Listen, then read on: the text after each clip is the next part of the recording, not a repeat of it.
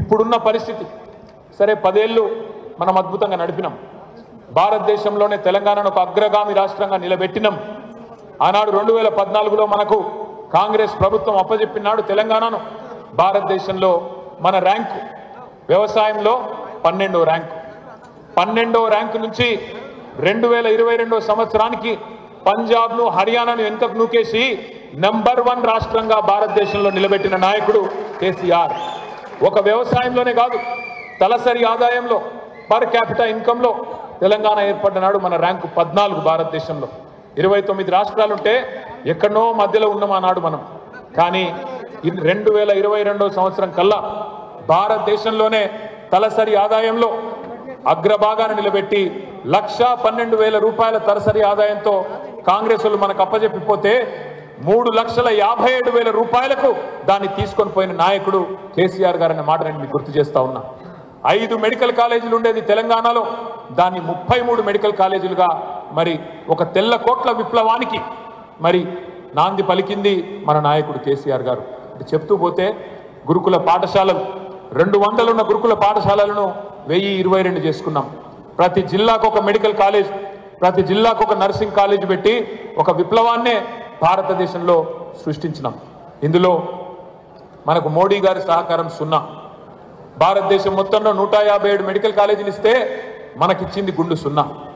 భారతదేశంలో ఎక్కడెక్కడో ఐఐటీలు ఇచ్చినారు, ఐఐఎంలు ఇచ్చినారు, ఎన్ఐడీలు ఇచ్చినారు, ఐసర్ అనే ఇన్స్టిట్యూషన్లు కూడా ఇచ్చినారు. కానీ తెలంగాణకు ఏ ఒక్క జాతీయ ఇన్స్టిట్యూషన్ ఇవ్వలేదు. సరిగదా తెలంగాణకు కనీసం చట్టపరంగా ఇవ్వాల్సిన నవోదయ పాఠశాలలు కూడా మనకి ఇవ్వకుండా మనని ఇబ్బంది పెట్టింది మోడీ ప్రభుత్వం.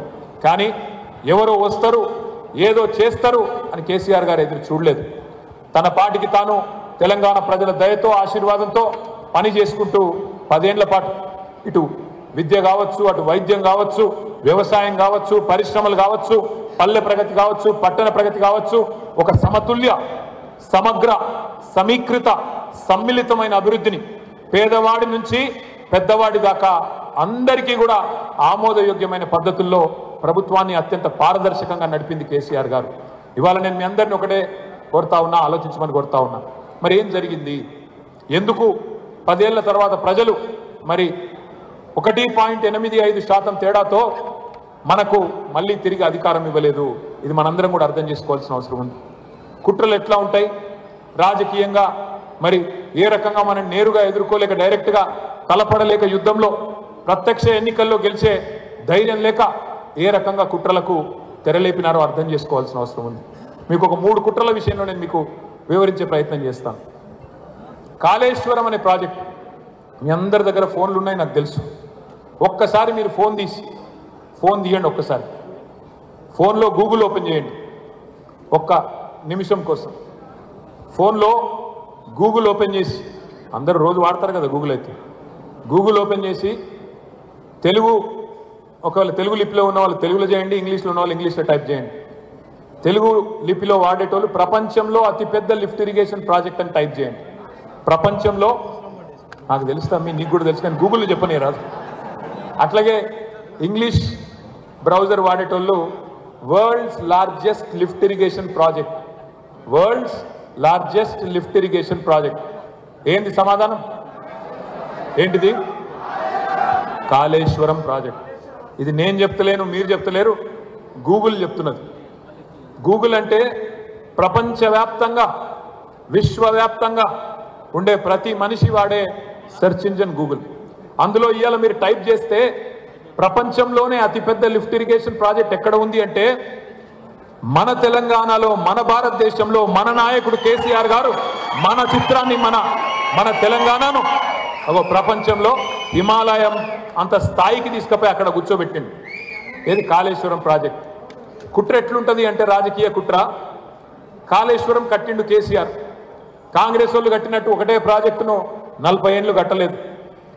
లేదా ఇతరులు మాటలు చెప్పి జిల్లాలను దత్తత తీసుకుంటామని చెప్పి ఆ జిల్లాలు ముంచిన విధంగా ముంచే కార్యక్రమాలు చేయలేదు. ఒక తపస్సులాగా కాలంతో పోటీ పడుతూ 4 ఏళ్లలో కాళేశ్వరం పూర్తి చేసిండు కేసీఆర్ గారు. మరి కాళేశ్వరం పూర్తి అయ్యింది.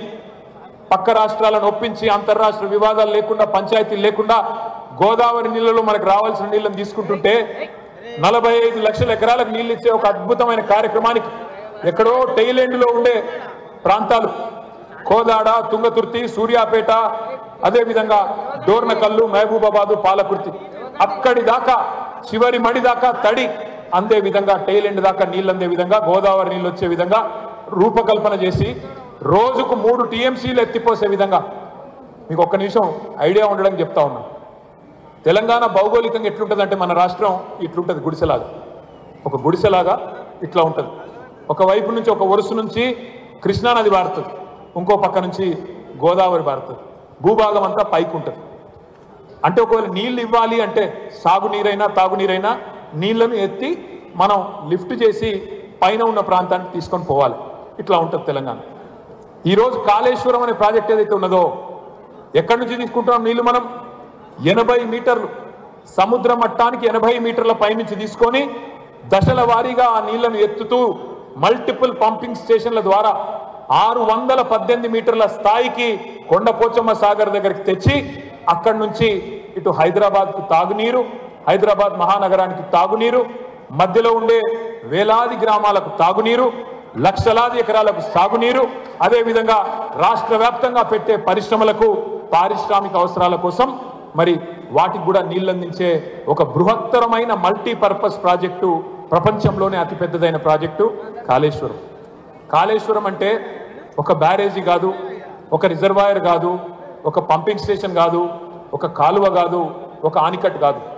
కాళేశ్వరం అంటే 3 బ్యారేజీలు: మేడిగడ్డ, అన్నారం, సుందిల్లా. కాళేశ్వరం అంటే 15 రిజర్వాయర్లు: రాజరాజేశ్వర సాగరు, రంగనాయక సాగరు, అన్నపూర్ణ, కొండపోచమ్మ, మల్లన్న, ఇంకా మల్కపేట రిజర్వాయర్, ఇట్లా చెప్తూ పోతే గంధమల్ల, బస్వాపూరు 15 రిజర్వాయర్లు. కాళేశ్వరం అంటే 19 పంపింగ్ స్టేషన్. పంపింగ్ స్టేషన్లు అంటే మన వాళ్ళకు సింపుల్గా అర్థమవుతుంది. ఇప్పుడు మీ నాన్నగారో మీ తాతగారో వ్యవసాయం చేసేటప్పుడు బోర్లు వేస్తారు మన పొలంలో. బోర్ వేసినప్పుడు మరి భూమి లోపలికి వెళ్ళి నీళ్లు పైకి గుంజాలంటే 3 HP 5 HP మోటార్ పెడతారు. అట్లాగే మరి 80 మీటర్ల కాడ ఉన్న నీళ్లను 618 మీటర్ల కాడికి తీసుకుపోవాలంటే అది కూడా రోజుకు 2-3 టీఎంసీల నీళ్ళు ఎత్తిపోయానంటే పవర్ఫుల్ మోటార్లు కావాలి. ఒక టీఎంసీ నీళ్ళు అంటే ఎంత అంటే, ఒక మీకు అందాజ కోసం చెప్తున్నా, ఒక టీఎంసీ అంటే హైదరాబాద్లో మీరు అందరూ హుస్సేన్ సాగర్ చూసే ఉంటారు కదా, చూసినా లేదా? ట్యాంక్ బండ్ హుస్సేన్ సాగర్ చూసారు కదా. Hussain Sagar capacity 1 TMC. అంటే రోజుకు కాళేశ్వరం నుంచి ఎత్తిపోసే కెపాసిటీ ఎంత అంటే రోజుకు 3 హుస్సేన్ సాగర్ల పట్టే నీళ్లు 80 మీటర్ల కాడ లేపి 618 మీటర్ల కాడికి తీసుకుపోయే ప్రాజెక్టు కాళేశ్వరం. గంత పెద్ద ప్రాజెక్ట్ అది. మరి గన్ని నీళ్ళని ఎత్తాలంటే ఎంత పెద్ద మోటార్లు కావాలి, ఎంత పెద్ద పంపులు కావాలి? ఒక్కొక్క పంపు, ఒక్కొక్క పంపింగ్ స్టేషన్లో, పంప్ హౌస్లో ఒక్కొక్క పంపు 140 మెగావాట్లు. మనం పొలంలో పెట్టుకునేది 5 HPలు 3 HPలు, ఇదేమో మెగావాట్లు. ఒక్కొక్క పంపు 140 మెగావాట్లు. అట్లాంటి ఒక్కొక్క పంపింగ్ హౌస్లో 12 ఉంటాయి, 21 ఉంటాయి. ఆ స్థాయిలో పంపింగ్ చేసే కెపాసిటీ ఉండే ఒక బృహత్తరమైన ప్రాజెక్టు. కాంగ్రెస్ వాళ్ళ కనీసం కల్పనలో కూడా ఆలోచన చేయలేని ప్రాజెక్టు కాళేశ్వరం. అట్లాంటి ప్రాజెక్టు కేసీఆర్ గారు కట్టింది. మరి కట్టినాక ఏం చేయాలి? ఇటు కాంగ్రెస్ వానికి మనసున పడతలేదు, అటు బీజేపీ వానికి మనసున పడతలేదు. మళ్ళా కేసీఆర్కు రైతులు ఓట్లేస్తారు, మళ్ళా కేసీఆర్ గారు ముఖ్యమంత్రి అవుతాడు, మళ్ళా గులాబీ జెండా ఎగురుతుంది, ఎట్లన్నా చేసి వీళ్ళని బదనాం చేయాలి అని చెప్పి ఒక దుకాణం స్టార్ట్ చేశారు. ఏం మొదలు పెట్టినరు? కాళేశ్వరం అంటే 1,00,000 కోట్ల కుంభకోణం, 1,00,000 కోట్లు మింగినరు, 1,00,000 కోట్లు పోయినాయి అని మొదలు. ఒకరోజు కేసీఆర్ గారు డైరెక్ట్గా అడిగిండు అసెంబ్లీలో, హరీష్ రావు గారు అడిగిండు, అరే మేము ఖర్చు పెట్టిందే 80,000 కోట్లు, ఇప్పటిదాకా ప్రాజెక్టు పూర్తయింది, నీళ్ళు రానేవట్టే, 80,000 కోట్ల ప్రాజెక్టులో 1,00,000 కోట్ల కుంభకోణం ఎట్లయితుంది రా భయ్ చెప్పుర్రి అంటే అప్పటి నుంచి మళ్ళీ తెల్లారి నుంచి వరుస మార్చింది. అట్లా కాదు, అవినీతే కాదు, ఇలా చాలా వేరే జరిగినాయి అని వేరే రకంగా ఈ ప్రాజెక్టును బద్నాం చేయడానికి ప్రయత్నాలు ప్రారంభించింది. నేనైతే బలంగా నమ్ముతున్నా. ఈరోజు నేను ఇదివరకు కూడా చెప్పిన, ఇప్పుడు కూడా చెప్తున్నా, ఏం చేయాలనో తెలియక అధికారం కోసం గడ్డి కూడా తింటది కాంగ్రెస్ అవసరమైతే. అందుకే నా అనుమానం అయితే ఈరోజు కూడా ఖచ్చితంగా మేడిగడ్డ బరాజులో కూడా ఈ లుచ్చా కాంగ్రెస్ పార్టీ ఏదో చేసింది అనేది నా అనుమానం. ఈరోజు అక్కడ కాళేశ్వరం దగ్గర ఆడ కింద ఆడు ఉన్నారులే కొంతమంది మనుషులు, వాళ్ళు వాళ్ళ మనుషులతోని మరి ఏం పెట్టినరో ఎట్లా పెట్టినరో కానీ చాలామంది రైతులు కూడా చెప్పిన తర్వాత ఆ 2 పిల్లర్లు ఏవైతే కుంగినాయో కొద్దిగా ఆ 2 పిల్లర్లు కుంగితే శబ్దం వచ్చింది, ఏదో పేలిన శబ్దం వచ్చింది అని చెప్పి కూడా ఆ ప్రాంత రైతులు అప్పుడే చెప్పింది. కానీ మనం పెద్దగా పట్టించుకోలే అన్నాడు. మనం ఎలక్షన్ల హడావుడిలో ఉన్నాం, అక్టోబర్లో జరిగింది 23లో, మనం హడావుడిలో ఉన్నాం, మనం పట్టించుకోలేదు. కానీ ఎంత హడావుడి చేసింది కాంగ్రెస్ బీజేపీ అంటే, దున్నపోతూ ఈనింది అని కాంగ్రెస్ వాడు అనగానే దుడ్డని కట్టేయమని బీజేపీ వచ్చింది. మీరు చూడండి, ఆడ పోతాడు రాహుల్ గాంధీ పోతాడు, రేవంత్ రెడ్డి పోతాడు. ప్రతి బ్రిడ్జ్ మీద మీరు చూస్తే ఎక్స్పాన్షన్ జాయింట్లు అనేటివి ఉంటాయి. ఇంజనీరింగ్ చదువుకున్న పిల్లలకు మీకు తెలుసు, ఎక్స్పాన్షన్ జాయింట్లు అంటారు వాటి. అంటే ఏంది, ఎండాకాలంలో ఎప్పుడైనా సరే రోడ్డు ఏమవుతుంది అంటే కొద్దిగా తార్ రోడ్డు ఉంటే అది కొద్దిగా ఎక్స్పాండ్ అవుతుంది, అప్పుడు కొద్దిగా దానికి వెసులుబాటు ఉండాలి. అట్లే చలికాలంలో చలి ఎక్కువ ఉన్నప్పుడు కొద్దిగా దగ్గర అవుతుంది తారు, కాబట్టి కొద్దిగా స్పేస్ ఇస్తారు ఇంజనీరింగ్ టెక్నికల్. ఆ ఎక్స్పాన్షన్ జాయింట్ ఏదైతే ఉండేనో బ్రిడ్జ్ మీద, దాన్ని పట్టుకొని చూసినావా ఎంత పెద్ద అవినీతి, ఇంత పెద్ద పర్రె పడ్డది చూసినావా అని కాంగ్రెస్ వాడు రాహుల్ గాంధీ రేవంత్ రెడ్డి మాట్లాడుకుంటారు. ఇక వీళ్ళకు మించిన ఇంజనీర్లు ప్రపంచంలో ఎవరు లేడు. వీళ్ళు అనుడు ఆలస్యం, వీళ్ళు అన్నరో లేదో ఆరోపణ చేసినరో లేదో తెల్లారే దిగినరు బీజేపీ వాళ్ళు, ఎన్టీఎస్ఏ వాళ్ళు వచ్చిండ్రు టీం. కనీసం నీళ్ళలకు దిగలే, కనీసం అక్కడ ఎట్లుందో సాయిల్ టెస్టింగ్ చేయలే, శాంపిల్ తీసుకోలే, 48 గంటలనే రిపోర్ట్ ఇచ్చేసింది ఏదో జరిగిపోయింది కుంభకోణం లంబకోణం. అంటే ఎట్లుంటుంది కుట్ర, రాజకీయ కుట్ర అంటే, ఇంత పెద్ద ప్రాజెక్టు కట్టి ఇంత అద్భుతంగా రైతులకు నీళ్ళు ఇచ్చి ఇంత అద్భుతంగా హైదరాబాద్ మహానగరానికి ఇంకో 50 ఏళ్ల దాకా మంచిళ్ళ గోస లేకుండా చేసి ఇంత అద్భుతంగా తెలంగాణలో భవిష్యత్తులో ఎవరు పరిశ్రమలు పెట్టాలన్నా మరి అద్భుతమైన ఒక ప్రాజెక్టు డిజైన్ చేసి దాని మొత్తం నీళ్ళన్నీ కూడా మీ కాళ్ళ ముంగట కళ్ళ ముంగట కనబడేటట్టు చేస్తే దాన్ని మరిపించడానికి 1,00,000 కోట్ల కుంభకోణం అని ఒకడు, పర్రెవట్టింది ఏదో అయిపోయిందని ఇంకొకడు, ఇంత పెద్ద కాళేశ్వరం ప్రాజెక్టు మొత్తం మునిగిపోయింది, కాళేశ్వరం కూలేశ్వరం అయిపోయింది అని ఇంకొక సన్నాసి రోజు మాట్లాడుతూనే ఉంటాడు. వాళ్ళకి తెలుసు ఏం జరగలేదని తెలుసు. 3 బ్యారేజీలు, 15 రిజర్వాయర్లు, 19 పంపింగ్ స్టేషన్లు, 100 కిలోమీటర్ల గ్రావిటీ టన్నల్స్, 1000 కిలోమీటర్ల ప్రవాహ కాలువలు, ఇవన్నీ కూడా ఇంటాక్ట్గా ఉన్నాయి. ఒక్క బ్యారేజ్ మేడిగడ్డ బ్యారేజ్లో 85 పిల్లర్లు ఉన్నాయి. ఆ 85లో 2 పిల్లర్ల కాడ కొద్దిగా కుంగింది తప్ప అది కూడా ఏం కొట్టుకపోలేదు, ఏం పూర్తిగా ఇది కాలేదు. మొన్న పెద్దలు జగదీశ్వర్ రెడ్డి గారు తనంతట తానుగా చొరవ తీసుకొని సీదా కారు ఎక్కిండు, ఒక డ్రోన్ పెట్టుకున్నాడు, బయలుదేరిపోయిండు కొంతమందిని వేసుకొని పోయి మొత్తం షూటింగ్ చేసిండు. ఏది ఎక్కడనైతే కుంగింది కుంగింది కొట్టుకపోయింది అని చెప్పి కాంగ్రెస్ వాళ్ళు బదనాం చేస్తున్నారో అక్కడికే పోయి కారు అక్కడనే ఆపి అక్కడనే దిగి ఇగో ఇక్కడనే జరిగింది ప్రమాదం, కానీ ఏం కాలేదు, బ్రహ్మాండంగా ఉన్నది మేడిగడ్డ అని చెప్పే ప్రయత్నం చేసింది. ఇంకొక మాట కూడా నేను చెప్తా ఉన్నా, 500 సంవత్సరాల్లో ఎన్నడూ రాని వరద కాళేశ్వరానికి 28 లక్షల క్యూసెక్కుల వరద 2022లో వచ్చింది. మేడిగడ్డకి ఏం కాలేదు. మొన్నటికి మొన్న లాస్ట్ ఇయర్ ఇదే టైంకు, పోయిన సంవత్సరం ఇదే టైంకు 10 లక్షల క్యూసెక్కుల వరద నీరు వచ్చింది, ఏం కాలేదు మేడిగడ్డకు. కానీ ఈ రోజు కూడా వరద నీరు మంచిగా పోతూనే ఉన్నది, అన్ని గేట్లు ఎత్తితే ఇబ్బంది లేదు. కానీ ముఖ్యమంత్రి రోజు మాట్లాడతాడు కాళేశ్వరం కూలేశ్వరం అయిపోయింది, కాళేశ్వరం కట్టిన వాళ్ళని ఉరి తీయాలి. ఎందుకు తీయాలి ఉరి? మీ లెక్క 40 ఏళ్ళు కట్టనందుకు ఉరి తీయన్నా, మీ లెక్క రైతులకు నీళ్ళు తీయకుండా ఏడిపించినందుకు ఉరి తీయన్నా, మీ లెక్క నల్లగొండలో ఒక్కొక్క పిల్లల్ని ఒక్కొక్క పిల్లగాన్ని పుట్టకుండానే చంపేసినందుకు ఫ్లోరోసిస్ వ్యాధితో ఉరి తీయాలనా? ఎవరిని ఉరి తీయాలి? ఇక్కడ మాట్లాడుకుంటూ పోతే ఎన్నో విషయాలు ఉన్నాయి.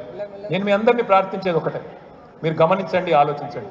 రాజకీయ కుట్రల్లో భాగంగా మొదలేం చేసిండ్రు, ఒక దిక్కేమో బదనాం చేసిన మొదలుపెట్టిండ్రు. కాళేశ్వరం పేరు మీద ఇంకో దాని పేరు మీద విపరీతంగా బదనాం చేసిండ్రు. ఆ తర్వాత రెండోది ఏం చేసిండ్రు, మనం అధికారంలోకి రావాలంటే ఏం చేయాలి అని ఆలోచన చేసి నోటికి ఎంత వస్తే అంత చెప్పాలి. ఇక మా సింధు కూర్చొని ఉన్నది ఎదురుగా, ఈ అమ్మాయి ఆనాడు తెలంగాణ నిరుద్యోగులతో పాటు ఆనాడు ఈ అమ్మాయి సింధు రెడ్డి, అందరూ టీఎస్పీఎస్సీ ఆనాడు గ్రూప్ 1 పేపర్ లీక్ అయినప్పుడు మన ప్రభుత్వానికి వ్యతిరేకంగా పోరాటం చేసిన నాయకురాలలో సింధు కూడా అగ్రభాగాన ఉన్నది. ఆ రోజు ఇట్లాంటి పిల్లలందరినీ రెచ్చగొట్టిండ్రు.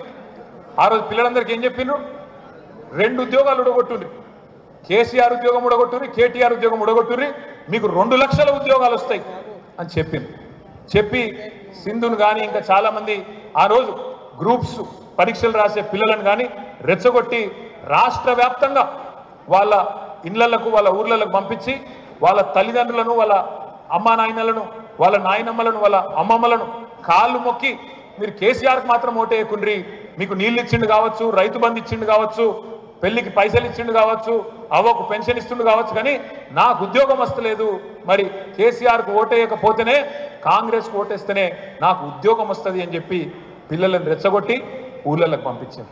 అట్లాగే నోటికి ఎంత వస్తే అంత ఇష్టమైన హామీలు. కేసీఆర్ 2000 పెన్షన్ ఇస్తుండు కదా, నేను 4000 ఇస్తా. కేసీఆర్ 4000 ఇస్తుండు కదా, నేను 6000 ఇస్తా. కేసీఆర్ రైతు బంధు 10,000 ఇస్తుండు కదా, నేను 15,000 ఇస్తా. కేసీఆర్ లగ్గానికి 1,00,000 ఇస్తున్నాడు కదా, నేను తులం బంగారం కూడా ఇస్తా. కేసీఆర్ కళ్యాణ లక్ష్మి పెళ్ళి అయినాక వస్తున్నది, మీరు లగ్న పత్రిక పెట్టుకోండి, నేను వెంటనే మీకు అదే రోజు తులం బంగారము 1,00,000 రూపాయలు మీ అకౌంట్లో ఇస్తా. ఇక రైతులనైతే 1 కాదు 2 కాదు, ప్రతి పంటకు 500 బోనస్ ఇస్తా, మీకు ఒక్కొక్కలకు 2 లక్షల రుణం మాఫీ చేస్తా. అర్జెంటు గురుకుండ్రి 2 లక్షలు తెచ్చుకోండి అని చెప్పి రెచ్చగొట్టి నోటికి ఎంత నరం లేని నాలుక కదా, ఎటు పడతాడు తిరుగుతుంది కదా, ఎటు పడతాడు మాట్లాడినరు. మొత్తానికి బీసీ డిక్లరేషన్ అని, ఎస్సీ డిక్లరేషన్ అని, ఎస్టీ డిక్లరేషన్ అని, రైతు డిక్లరేషన్ అని, యువజన డిక్లరేషన్ అని, స్కూటీలని లూటీలని ఏదో ఒకటి చెప్పి మొత్తానికైతే గద్దెల పడ్డారు. ఇక్కడ కుట్రలు ఎట్లుంటాయని చెప్తున్నా అంటే, నేను నీ ప్రభుత్వాన్ని ఎట్లన్నా పడగొట్టాలి అనే ఆలోచనతో పూర్తి అవగాహన ఉంది వాళ్ళకి, లేదని కాదు, అసెంబ్లీలో ఉన్నారు లేరని కాదు, ఈ రాష్ట్ర ఆర్థిక పరిస్థితి తెలియదని కాదు, ఇక్కడ ఉద్యోగాలు ఎన్ని ఖాళీగా ఉన్నాయో తెలుసు, ఎన్ని ఉద్యోగాలు కేసీఆర్ ప్రభుత్వం ఇచ్చిందో తెలుసు. 2,32,000 ఉద్యోగాల భర్తీకి కేసీఆర్ ప్రభుత్వం శ్రీకారం చుట్టిందని తెలుసు.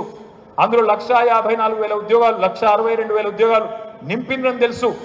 అయినా భారతదేశం మొత్తంలో ఎక్కడా ఏ ప్రభుత్వం కూడా ఇన్ని ఉద్యోగాలు ఇవ్వలేదని కూడా తెలుసు. కానీ రెచ్చగొట్టాలని చెప్పి ఒక్కొక్క వర్గాన్ని రెచ్చగొట్టుకుంటూ పిల్లలను 2 లక్షల ఉద్యోగాలని, కౌలు రైతులను 22 లక్షల మంది కౌలు రైతులకు ఉత్తరాలు రాసి అందులో చెప్పినారు, కేసీఆర్ మిమ్మల్ని పట్టించుకుంటలేడు, మా ప్రభుత్వం రాగానే కౌలు రైతులకు అస్సలోళ్ళకి ఎంత ఇస్తామో పట్టదారులకు మీకు కూడా అట్లే రైతు బంధు ఇస్తాం, 10,000 కాదు 15,000 ఇస్తామని చెప్పి నమ్మబలికి ఇలా మోసం చేసి ఇక్కడ దాకా వచ్చినారు. ఇదంతా ఎందుకు చెప్తా ఉన్నా అంటే, ఇప్పుడు జరుగుతున్న వర్తమాన రాజకీయం మీకు అర్థం కావాలి అంటే, ఇప్పుడు జరుగుతున్న కుట్రలు అర్థం కావాలి అంటే, ఏ రకంగా కుట్రపూరితంగా ప్రజల మనసు ఖరాబ్ చేసిందో మనం అర్థం చేసుకోవాల్సిన అవసరం ఉన్నది. ఈరోజు బనకచర్ల విషయంలో జరుగుతున్నది కూడా మామూలు విషయం కాదు, మామూలు ఆట కాదు. మొన్ననే ఒక కాంగ్రెస్ ఎమ్మెల్యే చెప్పిండు, మీరు చూసే ఉంటారు, ఇవాళ తెలంగాణలో మొత్తం పనులన్నీ చంద్రబాబు నాయుడు గారి కోవట్లే చేస్తున్నారు అని చెప్పి ఒక కాంగ్రెస్ ఎమ్మెల్యేనే మొన్ననే స్పష్టంగా చెప్పిండు. ఇలా అది అక్షర సత్యం. ఎందుకంటే అసలు పెద్ద కోవట్టే మన ముఖ్యమంత్రి రేవంత్ రెడ్డి. చంద్రబాబు నాయుడుకు అతిపెద్ద కోవట్టు ఎవరైనా ఉన్నారా ఇవాళ తెలంగాణలో అంటే రేవంత్ రెడ్డి గారు. అందుకే గోదావరి నీళ్లను పూర్తిగా వాళ్ళకి అప్పచెప్పే విషయంలో కానీ, చంద్రబాబు గారు లేవమంటే లేసుడు, కూసోమంటే కూర్చునే విషయంలో కానీ ఇవాళ చాలా స్పష్టంగా రేవంత్ రెడ్డి గారు ఒక ఎజెండా ప్రకారం పోతా ఉన్నారు. మనం ఆలోచించుకోవాల్సిన అవసరం మన మీదనే ఉన్నది. ఇవాళ మన మీద జరుగుతున్నది ఒక రకమైన దాడి కాదు, ముప్పేట దాడి జరుగుతున్నది. ముప్పేట దాడి. కాంగ్రెస్ ఒకవైపు నుంచి, బీజేపీ మరొక వైపు నుంచి, చంద్రబాబు నాయుడు మరొక వైపు నుంచి, ముగ్గురు కూడా ఇవాళ ఏకమై తెలంగాణ అస్తిత్వానికి గుర్తింపుగా ఉన్న కేసీఆర్ గారిని, గులాబీ జెండాని ఎట్టి పరిస్థితుల్లో లేకుండా చేయాలి, మా ఆటలు ఇక్కడ సాగాలి అంటే ఖచ్చితంగా కేసీఆర్ను గెలవనియద్దు, ఈ పార్టీని మళ్ళీ గెలవనియద్దు అనే కుట్రపూరితమైన జెండాతో వాళ్ళు పనిచేస్తూ ఉన్నారు. ఇది మనకు అర్థం కానంత కాలం, ఇది మనం అర్థం చేసుకోనంత కాలం, అర్థం చేసుకున్న వాళ్ళం 10 మందికి చెప్పనంత కాలం మనం నష్టపోతూనే ఉంటాం, తెలంగాణ నష్టపోతూనే ఉంటుంది. ఎక్కడనో ఏపీలో ఏదో రిజర్వాయర్ కడుతున్నారు, మిగులు జలాలు వాడుకుంటున్నారు, మనకేమి ఇబ్బంది అని కొంతమంది అమాయకంగా అడుగుతూ ఉన్నారు. పొద్దున హరీష్ రావు గారు చెప్పింటారు, కానీ నేను ఒకటే ఒక్క మాటలో చెప్తా. మిగులు జలాల విషయంలో 3,000 టీఎంసీల విషయంలో ఏవైతే సముద్రంలోకి పోతున్నాయో వాటి విషయంలో మన డిమాండ్ ఒకటే, బీజేపీ నోరు తెరవాలే, కేంద్ర ప్రభుత్వం నోరు తెరవాలే. ఆ 3,000 టీఎంసీలలో మనకు దామాషా ప్రకారం, క్యాచ్మెంట్ ఏరియా ప్రకారం, అవార్డుల ప్రకారం, గతంలో కేటాయించిన నీటి కేటాయింపుల ప్రకారం 1950 టీఎంసీలు తెలంగాణకి ఇచ్చినాక ఏ ప్రాజెక్టు కట్టుకున్నా మనకు అభ్యంతరం లేదు. అట్లాగే నికర జిల్లాల్లో కూడా 1486 టీఎంసీలకు గాను 968 టీఎంసీలు తెలంగాణకి ఇచ్చినాక మీరేం కట్టుకున్నా మాకు అభ్యంతరం లేదు. కానీ ఇది ఎవరు స్పష్టం చేయాలి? రేవంత్ రెడ్డో చంద్రబాబు నాయుడు కాదు. కేంద్ర ప్రభుత్వం స్పష్టంగా అవార్డు పాస్ చేస్తూ తెలంగాణ వాటా నికర జలాల్లో 950 టీఎంసీలు, మిగులు జలాల్లో గోదావరిలో 1950 టీఎంసీలు మీకు, మిగిలిన కిందికి అంటే మనకు అభ్యంతరం లేదు. కానీ ఏ పర్మిషన్ లేకుండా, సెంట్రల్ వాటర్ కమిషన్ పర్మిషన్ లేదు, పోలవరం ప్రాజెక్ట్ అథారిటీ క్లియరెన్స్ లేదు, Godavari river management board permission లేదు, అట్లాగే సిడబ్ల్యూసి క్లియరెన్స్ కూడా లేకుండా, ఏది లేకుండా, ఎపెక్స్ కౌన్సిల్ పర్మిషన్ కూడా లేకుండా ప్రాజెక్టు కడతాం, దానికి మీ ఇద్దరం కూడా కమిషన్లు పంచుకుంటాం. అటు చంద్రబాబు నాయుడు గారు, ఇటు రేవంత్ రెడ్డి గారు ఇద్దరు బదులుకొని గోదావరి మీద సర్వ హక్కులు తెలంగాణకు నష్టం చేస్తూ, తెలంగాణ గొంతుకొస్తూ ఇష్టం ఉన్నట్టు పంచుకుంటామంటే మాత్రం చూస్తా ఊరుకోవడానికి మనం సిద్ధంగా లేము. నేను నిజంగా హృదయపూర్వకంగా బీఆర్ఎస్ని అభినందిస్తా ఉన్నా. మీరు గత వారం 10 రోజులుగా ఒక్కొక్క కాలేజీకి పోయి, ఒక్కొక్క స్కూల్కు పోయి బనకచర్ల ప్రాజెక్టు గురించి మీరేదైతే అద్భుతంగా వివరించి విడమర్చి చెప్తున్నారో హృదయపూర్వకంగా నేను మీ అందరికి కూడా అభినందనలు చెప్తా ఉన్నా. ఈ పోరాటాన్ని కొనసాగించాలని నేను ప్రార్థిస్తా ఉన్నా. అవసరమైతే పోస్ట్ కార్డుల ఉద్యమం తీసుకుందాం, అవసరమైతే ఆన్లైన్ పిటిషన్ స్టార్ట్ చేద్దాం, కేంద్ర ప్రభుత్వం నోరిప్పేదాకా, స్పందించేదాకా. ఎందుకంటే చంద్రబాబు నాయుడు గారు అనుకుంటున్నారు కేంద్రం జుట్టు నా చేతిలో ఉంది, రేవంత్ రెడ్డి నా శిష్యుడు, నా చెంచాగాడు, నేను ఎట్లా చెప్తే అట్లా చేస్తాడు, కాబట్టి నేను ఇష్టం ఉన్నట్టు చేసుకోవచ్చు అని చంద్రబాబు నాయుడు గారు అనుకుంటున్నారు. కానీ ఆయన మర్చిపోతున్నాడు, తెలంగాణ ప్రయోజనాలు కాపాడడానికి కేసీఆర్ ఉన్నాడు అనే మాట మర్చిపోతా ఉన్నాడు. ఖచ్చితంగా కేసీఆర్ ఉన్నాడు, మనందరం ఉన్నాం. ఒక్కొక్కరం ఒక కేసీఆర్ లాగా ఉద్యమించాల్సిన బాధ్యత కూడా మన మీదనే ఉన్నది. కుట్రలు అని నేను అన్నా, కుట్రలు ఆగిపోలేదు, మనం అధికారం పోగానే ఆగిపోలేదు. ఇప్పుడు చూడండి ఏం జరుగుతూ ఉందో. 18-20 నెలలైంది. ఇదే కాంగ్రెస్ వాళ్ళు కదా డైలాగులు కొట్టింది, 100 రోజుల్లో 6 గ్యారెంటీలు అమలు చేస్తాం, 100 రోజుల్లో 106 అయినా అక్కడ పొడిచే సూర్యుడు ఇక్కడ పొడిచినా 4000 పెన్షన్ ఇస్తానది మనం కాదు కదా. ఇదే రేవంత్ రెడ్డి, అదే బట్టి గారు, అదే కోమటిరెడ్డి వెంకటరెడ్డి వీళ్ళే చెప్పిండ్రు. కానీ ఇవాళ నువ్వు అడిగినావు అనుకో, ఏమాయమా 6 గ్యారెంటీలు 100 రోజులు అంటే 600 రోజులు అయిపోయాయి, ఏం సంగతి అంటే మరి వాళ్ళకు సమాధానం లేదు. అందుకే ఏం చేయాలి? ఒకరోజు కాళేశ్వరం మీద విచారణ ఒక కమిషన్, ఇంకొక రోజు గొర్రెల స్కామ్ అదొక కథ, ఇంకో కొన్ని రోజులు ఇంకో కథ, ఏది ట్యాపింగ్ ఇదో కథ. ఇక ట్యాపింగ్ విషయం కూడా మీకు చెప్పాలి ఒక ముచ్చట, ఎట్లుంటాయి కుట్రలు అంటే. నిన్న మొన్న రేవంత్ రెడ్డి గారు చెప్పిండు, మీరు చూసిండ్రో లేదో, ఢిల్లీలో చాలా గొప్ప మాట చెప్పిండు. ఏమన్నాడు? ట్యాపింగ్ చట్ట వ్యతిరేకమేం కాదు, అన్ని ప్రభుత్వాలు చేస్తున్నాయి, మేము కూడా చేస్తున్నాం అని చెప్పిండు. ఇంకో మాట అన్నాడు, గొప్ప మాట. ఏమంటాడు ఆయన? ఏమో ఇప్పుడు కూడా అధికారులు చేస్తుండ్రేమో, నాకేం తెలుసు అంటే ఆయన ప్రభుత్వంలో అయితేనేమో అధికారులు చేస్తారట, ఆయన ప్రభుత్వంలో ట్యాపింగ్ చేస్తేనేమో అధికారులు చేస్తారట, అదే కేసీఆర్ ప్రభుత్వంలో అయితేనేమో కేసీఆర్ కేటీఆర్ ఇద్దరు కలిసి చెవులకు పెట్టుకొని వింటారట. ఇంతకంటే హాస్యాస్పదమైన మాట ఉంటుందా? ఓదికు పోలీసు వాళ్ళే చెప్తున్నారు ఈ ట్యాపింగ్లో పసలేదు మన్ను లేదురా నాయన, అనవసరంగా ఆగమవుతారు అని చెప్పి రేవంత్ రెడ్డికి చెప్తుంటే కూడా ఇంటలేడు ఆయన. సరే ఆయన అంటే ఇంటలేడు, కానీ ఇవాళ తెలంగాణ ప్రజల దృష్టి మళ్లించేందుకు 6 గ్యారంటీల మీద అడగకుండా 420 హామీల గురించి యాదికి రాకుండా చేసేందుకు ఒక అద్భుతమైన కథ కనిపెట్టింది.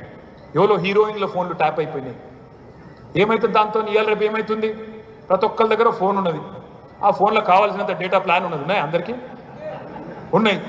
ఏం చేయాలి మరి? తెల్లారు లేస్తే ఆ యూట్యూబ్లో పోవాలి, వాడిని వీడి తిట్టా, వీడిని వాడి తిట్టా, దానికి కూడా థంబ్నెయిల్ పెట్టా, ఆ థంబ్నెయిల్ మనం వస్తా, వానికి పైసలు పోను, మనకు టైంపాస్ కాదు, ఇంతే తప్ప వచ్చేదేం లేదు. మీరు చూడండి థంబ్నెయిల్ మీద ఏం పెడతాడు? జగదీష్ రెడ్డి ఇప్పుడే కదా కత్తి పట్టుకొని నరికేసిండు అంటాడు. అది చూస్తే జగదీష్ రెడ్డి గారు నరికింది లేదేం లేదు, మాట్లాడిండు అంతే. దానికి జగదీష్ రెడ్డి ఊచకోత, ఊరిని నిజంగానే ఉన్న చంపిండేమో మా జగదీష్ అన్న అని మనం వచ్చి చూడాలి. చూస్తే అనుకుంటే ఏం లేదు, వానికి మాత్రం వాని ఖాతాలో పైసలు పడుతూ ఉంటాయి యూట్యూబ్ అని. నేనేమంటున్నా అంటే దీనివల్ల మనకు వచ్చిన నష్టమేం లేదు. మనకు రాజకీయ పార్టీగా తాత్కాలికంగా కాంగ్రెస్ పార్టీకి టైంపాస్కు కాలక్షేపానికి వనికొస్తుండొచ్చు, డైవర్షన్ గేమ్ ఆడేందుకు వనికొస్తుండొచ్చు, కానీ నష్టం జరుగుతున్నది తెలంగాణ ప్రజలకు, మన కుటుంబాలకు. ఇవాళ 20 నెలలు అయిపోయింది, నెలకు 2500 ఇస్తానని చెప్పి 20 నెలలు అయిపోయింది. 20 నెలలు మన ఆడబిడ్డలకు రేవంత్ రెడ్డి ప్రభుత్వం ఎంత బాకీ ఉన్నది? నెలకు 2500, 20 నెలలు ఎంత బాకీ ఉన్నది? లెక్కలలో వీకా మీరంతా? లెక్కల స్టూడెంట్స్ లేరా ఇక్కడ?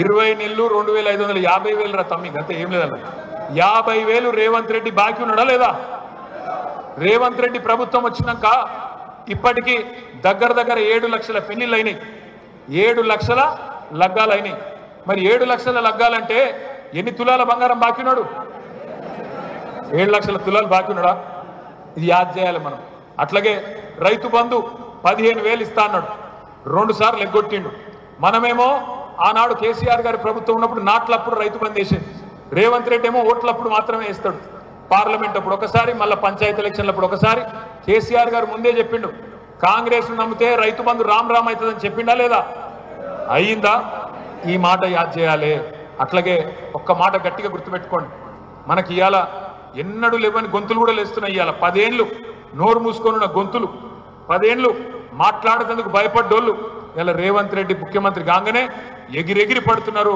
అసలు తెలంగాణ ఏంది తెలంగాణ మీ జాగీరా అని మాట్లాడుతున్నారు ఇవాళ యాది పెట్టుకోండి మనకి ఇవాళ మీడియా సపోర్ట్ లేదు ఇప్పుడు ఇంతసేపు కెమెరాలు పెట్టారు కదా ఎవరు చూపెట్టుతుంది అడుగుతుంది ఏదో వీళ్ళ ఉపసక పాపం వీళ్ళ ఉద్యోగాలకు తప్ప ఎవడు చూపెట్టాడు నేనేమంటున్నా అంటే వీళ్ళ ఎవరు మనకు సపోర్ట్ లేదు మనకి ఇవాళ ఉన్నది ఒకటే ఒక్క అస్త్రం సోషల్ మీడియానే మనం ముంగటున్న ఒకటే ఒక్క అస్త్రం ఎవరి దగ్గరికి పోయే అవసరం లేదు మీరు ఎవరి గురించి బాధపడే అవసరం లేదు మీరు చేయాల్సిన పనుల్లో ఒకటే మీ ఊళ్ళే మీ కళ్ళ ముంగట ఇలా చెప్పులు కనబడుతున్నాయి ఎరువుల దుకాణాల ముంగట చెప్పులు కనబడుతున్నాయి క్యూలా మళ్ళొక్కసారి ఆధార్ కార్డులు చెప్పులు ఆనాటి రోజులు తెస్తాడంటే నిజంగానే ఆనాటి రోజులు వచ్చినాయి మళ్ళా ఆనాటి రోజులు మళ్ళా చెప్పుల వరుసలు కనబడుతున్నాయి మీరు చేయవలసిందల్లా ఒకటే ఒక ఫోటో కొట్టుండ్రి ఒక వీడియో తీయండి వాట్సాప్లో పెట్టుండ్రి ఈ చెత్త ప్రభుత్వం ప్రజా పాలన అంటే ప్రజలను సతాయిస్తున్న ప్రభుత్వం అని ఒక మాట పెట్టండి మీరు ఒక్కొక్కరు ఒక్కొక్క కేసీఆర్ లాగా సోషల్ మీడియాలో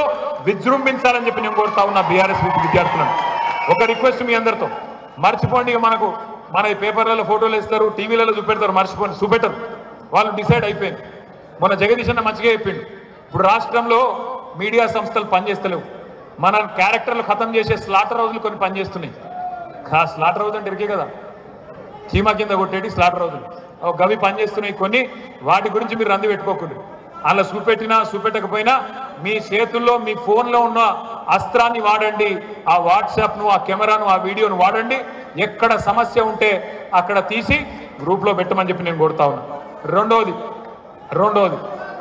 అదే చెప్తున్నా ఇప్పుడు మీరు ఒకటి యాద పెట్టుకోండి నాకు తెలుసు ఇవాళ రేపు పోలీసు వాళ్ళు ఏం పని చేస్తారో నాకు కూడా తెలుసు పోలీసు వాళ్ళు చేయాల్సిన పని చేస్తలేరు పోలీసు వాళ్ళు ఇవాళ ఏం పని చేస్తున్నారా అంటే ఏ మండలంలో ఏ ఊర్లో ఏ టీఆర్ఎస్ పిల్లగాడు ఏం పోస్ట్ పెడుతున్నాడో మనకి ఫోన్ చేసి ఎట్లా బెదిరియాలి ఏ సెక్షన్ల కింద కేసులు పెట్టాలి ఎట్లా బెదిరించి గొంతు నొక్కాలి ఇదే పనిలో ఉన్నారు నాకు తెలుసు ఎంత నికృష్టంగా తయారైంది ఈ రాష్ట్రంలో పోలీస్ అంటే మొన్న మా తమ్ముడు గెల్లు శ్రీనివాసు అదేవిధంగా తమ్ముడితోని కొంతమంది విద్యార్థి సోదరులు మరి నా మీద ఎవడో అడ్డంగా గిట్లనే ఈ స్లాటర్ హౌస్ వాడు అడ్డంగా ఇష్టం ఉన్నట్టు పెడితే నేను ఎక్కడో ఉన్న వేరే దేశంలో నాకు తెలియని కూడా తెలియదు ఆడ ఏం పెట్టిండు నేను చూడడం కూడా చూడలే చూసి నెత్తి కూడా ఖరాబ్ చేసుకోలే వీళ్ళు చూసిండ్రు ఆవేశపడ్డరు పోయి కొద్దిగా నిరసన చెప్తే వీళ్ళని తీసుకుపోయి జైల్లో పెట్టాలి అర్జెంటుగా అని చెప్పి కోషిష్ చేసింది సరే మన టీఆర్ఎస్ లీగల్ సెల్ ఉన్నది బ్రహ్మాండంగా పనిచేస్తున్నది ఏ ఒక్కలను కూడా జైల్లోకి పోనీయకుండా ఆ రోజు మొత్తం అందరినీ కూడా కాపాడే ప్రయత్నం బలంగా చేసింది అయితే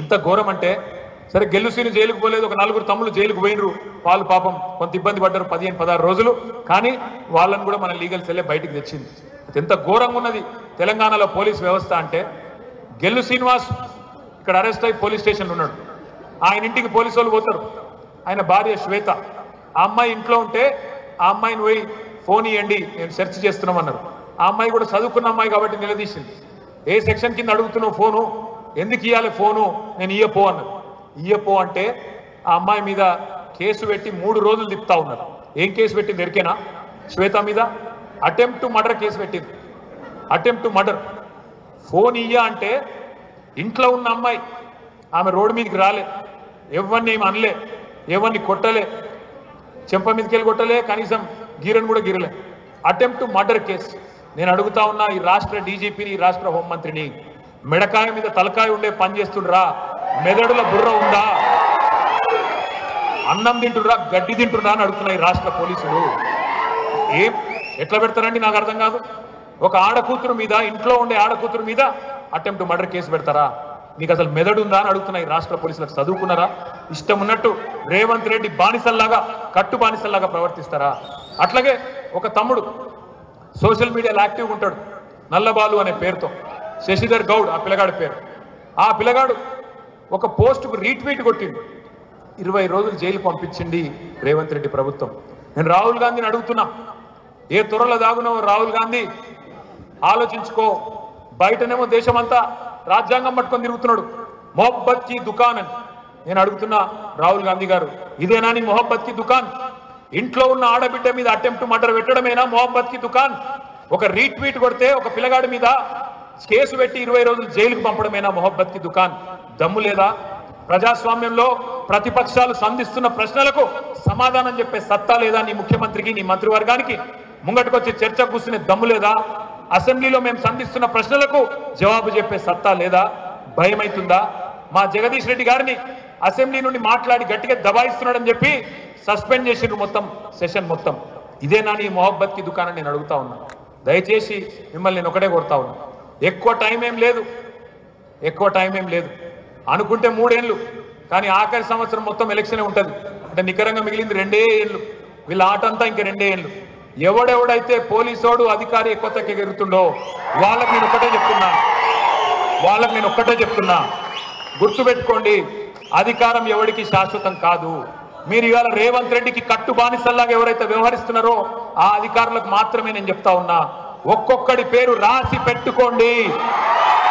తప్పకుండా 3 ఏళ్ల తర్వాత ఎవరేమన్నా వచ్చేది కేసీఆర్ ప్రభుత్వమే. ముమ్మాటికి అన్ని లెక్కలు సెటిల్ చేసే బాధ్యత మాది, మిత్తితో సహా ఇచ్చే బాధ్యత కూడా మాది. మీరు అనుమానం పెట్టుకోవద్దు. దయచేసి నేను మిమ్మల్ని ఒకటే కొడతా ఉన్నా, ప్రజాస్వామ్యంలో మనం ప్రశ్నించడం బంద్ చేస్తే, ప్రజాస్వామ్యంలో మనం మాట్లాడడం బంద్ చేస్తే బాగుండు అని అధికార పక్షం అనుకుంటుంది.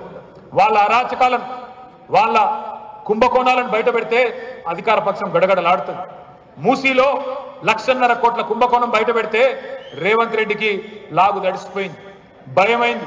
వామ్మో మా మీద పడ్డారని చెప్పి తెల్లారే మా మీద ఉల్టా కేసులు, ఫార్ములా ఈ కేసు, కాళేశ్వరం కమిషను, విద్యుత్ మీద కమిషను, ఇదొక డ్రామా. కానీ మూసి ఆగిందా లేదా? 1,50,000 కోట్ల కుంభకోణాన్ని మన పార్టీ బయట పెట్టినాకనే, ప్రశ్నించినాకనే ఇలా ఆగే పరిస్థితి వచ్చింది. అట్లాగే లగచర్లలో ఆయన అల్లుడు ఫార్మా కంపెనీ పెడతానంటే కొడంగల్లో అల్లుడు గారి కోసం మరి అక్కడ ఉండే గిరిజన బిడ్డలను వాళ్ళ భూములు గుంజుకుంటూ వాళ్ళ ఇళ్లలోకి పోయి ఇష్టం వచ్చినట్టు అర్ధరాత్రి ఆడకూతురులను ముట్టకూడని చోట ముడుతూ, చేయకూడని పనులు చేస్తూ అసభ్యంగా ప్రవర్తిస్తే మనం కదా గల్లీ నుంచి ఢిల్లీ దాకా ఆ ఆడకూతురులను తీసుకొని పోయి జాతీయ మానవ హక్కుల సంఘం, జాతీయ ఎస్సీ ఎస్టీ సంఘం, జాతీయ విమెన్ కమిషన్ దాకా తీసుకొని పోయి వాళ్లకు న్యాయం జరిగేదాకా, వాళ్ళు జైలు నుంచి విడుదలయ్యేదాకా పోరాడినాం. కాబట్టే ఇవాళ లగచర్ల మొత్తం భారతదేశం దృష్టిని ఆకర్షించింది. అట్లాగే కంచె గచ్చిబౌలి భూముల విషయంలో హైదరాబాద్ సెంట్రల్ యూనివర్సిటీ విద్యార్థులు వీరోచితంగా పోరాటం చేస్తేనే కదా, విద్యార్థి శక్తికే కదా ఈ ప్రభుత్వం చేసిన లుచ్చా పని భారతదేశం మొత్తం తెలిసింది. అందుకే గుర్తుపెట్టుకోండి, ప్రశ్నిస్తే, పోరాడితే పోయేదేమీ లేదు, బానిస సంఖ్యలు తప్ప అన్న మహాకవి మాటను గుర్తు తెచ్చుకోమని చెప్పి నేను కోరుతా ఉన్నా. మా దృష్టిలో, మా అందరి దృష్టిలో మీ అందరినీ కోరేది ఒకటే, బీఆర్ఎస్పీ అంటే విద్యార్థి విభాగం మాత్రమే కాదు, తెలంగాణ హక్కులను కాపాడి యుద్ధంలో ఫ్రంట్ లైన్ లో ఉండే ఫైట్ చేసే పోరాట వీరులు మీరు. మీకండగా, మీకు అనుక్షణం కంటికి రెప్పలాగా మిమ్మల్ని కాపాడుకోవడానికి మన లీగల్ సెల్ 24 గంటలు మీకు అందుబాటులో ఉంటుంది. ఎక్కడ ఏ అక్రమ కేసైనా మన హైదరాబాద్ లో కానీ జిల్లా కేంద్రాల్లో కానీ న్యాయవాదుల బృందాలు ఉన్నాయి, మిమ్మల్ని కంటికి రెప్పలా కాపాడుకుంటాయి. ఎవ్వరూ భయపడాల్సిన అవసరం లేదని చెప్పి కూడా నేను కోరుతా ఉన్నా. మిమ్మల్ని మనస్ఫూర్తిగా నేను రిక్వెస్ట్ చేసేది ఒకటే, భవిష్యత్ నేతలు కూడా మీరే, భవిష్యత్ రాజకీయం మీది, భవిష్యత్ నేతలు మీరు. మొన్ననే జగదీష్ నాకు 60 నిండింది, నాకు నిన్ననే 49 నిండింది. కాబట్టి భవిష్యత్తు మీది. ఇప్పుడు ఎవరైతే నాయకులు నడుం బిగిస్తారో, ఎవరైతే నాయకులు ముందుకొస్తారో, మరి ఎవరైతే విద్యార్థి వీరులు ప్రజా సమస్యల మీద గట్టిగా గలమెత్తుతారో వాళ్ళే రేపటి రోజున తెలంగాణ తలరాత మార్చే నాయకులుగా, తలరాత రాసే నాయకులుగా ఎదుగుతారు. ముఖ్యంగా మహిళా రిజర్వేషన్ వస్తున్నది. మీ అందరికీ తెలుసు 3వ వంతు సీట్లు మా ఆడబిడ్డలకే రాబోతా ఉన్నాయి. ఎవరైతే గట్టిగా కొట్లాడతారో, ఎవరైతే గట్టిగా విజృంభిస్తారో రేపటి రోజున పార్టీ కూడా మిమ్మల్నే గుర్తిస్తుంది, మిమ్మల్నే ఎత్తుకుంటుంది, మీకే సీట్లు ఇస్తుందనే మాట కూడా నేను ఇస్తా ఉన్నా. దయచేసి గట్టిగా మగవాళ్ళ కంటే ఇంకో 2 అడుగులు ఎక్కువ గట్టిగా కొట్లాడాలని చెప్పి కూడా మా చెల్లెమ్మలను నేను మనస్ఫూర్తిగా కోరుతా ఉన్నా. అట్లాగే ఇంకొక పని కూడా చేయబోతా ఉన్నాం. లీగల్ సెల్ బాగా పనిచేస్తుంది, కానీ మీకు కూడా లీగల్ విషయాలు కూడా తెలియాలి. కొంతమంది మిత్రులు నేను అడుగుతూ ఉంటారు, అన్న పోలీసు వాళ్ళు పట్టుకొని ఫోన్ గుంజుకున్నారంటారు. మీరు ఫోన్ ఇవ్వాల్సిన అవసరం లేదు, అది సుప్రీంకోర్టులోనే ఉన్నది మ్యాటర్. ఇటువంటి చిన్న చిన్న విషయాలు మీకు కూడా తెలియాలి. అందుకే మన లీగల్ సెల్ ద్వారా జిల్లాల వారీగా మళ్ళీ మీకు లీగల్గా కూడా ఏమేమి మీకు రక్షణ ఉంది ఇవన్నీ కూడా మీకు చెబుతూ జిల్లాల వారీగా విద్యార్థి శిక్షణ శిబిరాల్లో న్యాయ సలహాలు కూడా మీకు అందిస్తాం. ఎవరు భయపడవద్దని చెప్పి కూడా మళ్ళొక్కసారి హృదయపూర్వకంగా నేను కోరుతా ఉన్నా. అట్లాగే మరి నేను ఇంకొక మాట కూడా మీ అందరినీ కోరుతా ఉన్నా. వాళ్ళ కేసీఆర్ గారు తన ప్రాణాన్ని ఫణంగా పెట్టి సావు నోట్లో తలబెట్టి తెలంగాణ తెచ్చిన విషయం మనకు తెలుసు. మీ పోరాటం, కేసీఆర్ నాయకత్వం ఇలా సాధించి పెట్టింది మనకు మన తెలంగాణలో మరి మన హక్కులను మనం కాపాడుకుంటూ 95% భారతదేశంలో ఏ రాష్ట్రంలో లేదు. 95% reservation for locals in government jobs భారతదేశంలో ఏ రాష్ట్రంలో లేదు. ఒక్క తెలంగాణలో మాత్రమే అది సాధించింది మన నాయకుడు కేసీఆర్ గారు అనే మాట గుర్తుపెట్టుకోవాలని చెప్పి కూడా నేను కోరుతా ఉన్నా.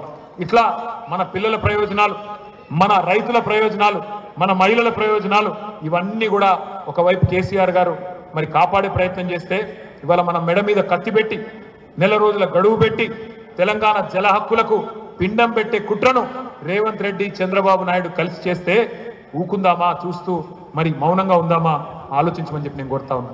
కేంద్రంలో ఉన్న బీజేపీ ఇవాళ పెద్దన్న పాత్ర పోషిస్తలేదు.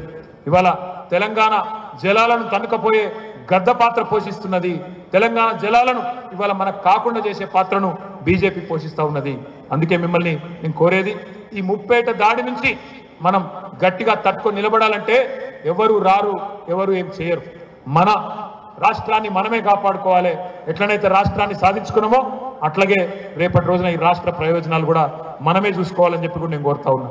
చివరిగా నేను చెప్పేది ఒకటే, ఇవాళ నేను మిమ్మల్ని ప్రార్థించేది, కోరేది చివరిగా ఒకే ఒక్క మాట. మనం సోషల్ మీడియాలో కేసులకో లేదా కాంగ్రెస్ నాయకులు చేసే చిల్లర మల్లర మాటలకో భయపడాల్సిన అవసరం లేదు, బాధపడాల్సిన అవసరం లేదు. ఎక్కడికక్కడ మీకు రక్షణగా ఉండడానికి బీఆర్ఎస్ నాయకత్వం మొత్తం మీకు అండగా ఉన్నది. కానీ మీరు మర్చిపోకూడని అంశం ఒకటే, ప్రజాస్వామ్యంలో అల్టిమేట్గా ఏ అధికారైనా ఏ నాయకుడైనా మళ్ళీ అల్టిమేట్గా భయపడేది ఒకటే ఒక్కదానికి, అది ప్రజా తీర్పు. మరి తొందరలోనే లోకల్ బాడీ ఎలక్షన్స్ రాబోతా ఉన్నాయి. ఎంపీటీసీ, జెడ్పీటీసీ, సర్పంచ్ ఎన్నికలు, మున్సిపల్ ఎలక్షన్లు రాబోతా ఉన్నాయి. నేను మా తమ్ముళ్లను, మా చెల్లెలను కూడా మనస్ఫూర్తిగా కోరుతా ఉన్నా, ఇదేదో మనకు సంబంధం లేని ఎలక్షను, ఆయన ఊళ్ళో నిలబడ్డాడు, ఈయన ఊళ్ళో నిలబడ్డాడు అని ఉత్తరగానే ఉండకండి. కాంగ్రెస్ చేసిన మోసాన్ని ఎక్కడికక్కడ ఎండగట్టండి. ఏ ఊరి కావురులో ఒక్కొక్క కేసీఆర్ లాగా మీరు విజృంభించాలి.